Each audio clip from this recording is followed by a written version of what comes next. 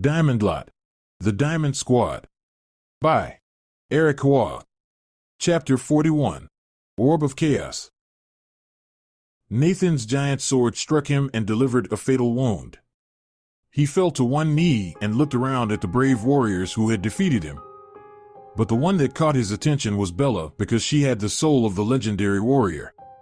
The Mad King directed his words towards the soul in Bella's body, saying that if the legendary warrior hadn't shown up, he would have been victorious. However, the warrior revealed that the Mad King had spent so long deceiving the world with his lies that he started believing one he created. In reality, there was no legendary warrior. He revealed that years ago he was only an ordinary soldier who acted as a decoy to draw the Mad King's attention.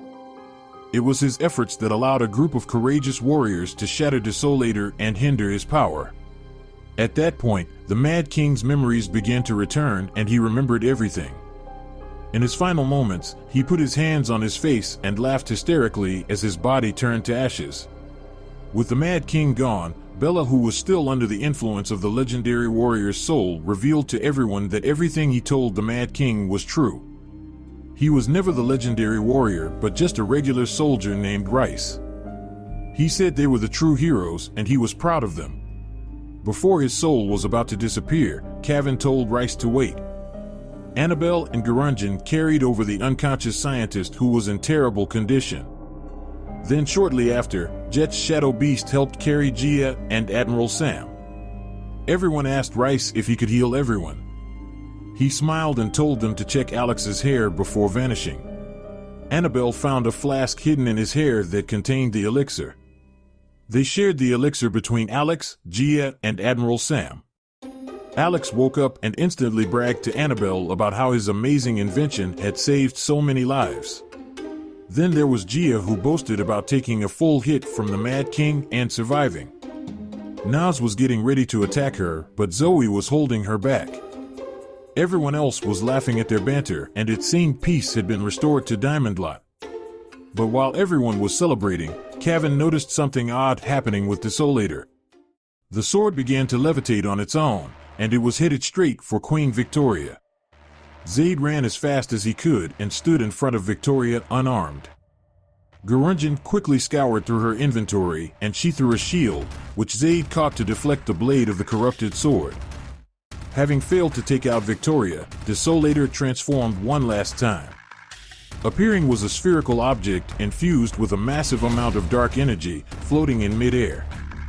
Some of the warriors readied their weapons, but Admiral Sam told everyone to stand down.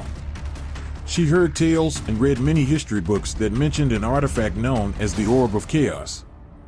Despite its size, it had the energy to destroy entire realms and even a large chunk of a planet. There were also many warnings that if handled improperly, the orb could detonate upon contact.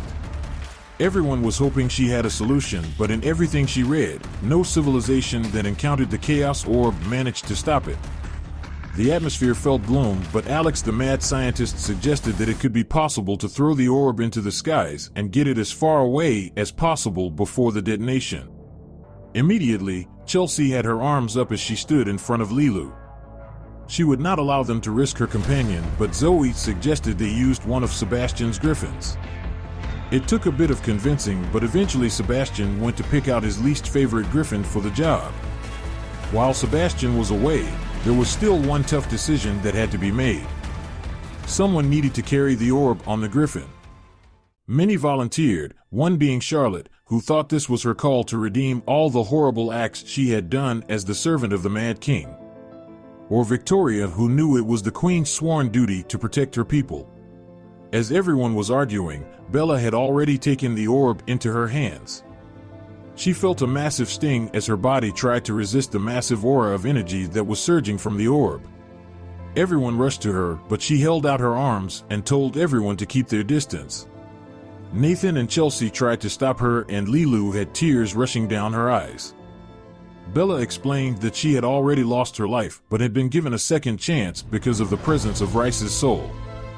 Out of everyone, she felt she had the least to lose. Sebastian returned, and he commanded his griffin to land in front of Bella. She got on the griffin and thanked everyone.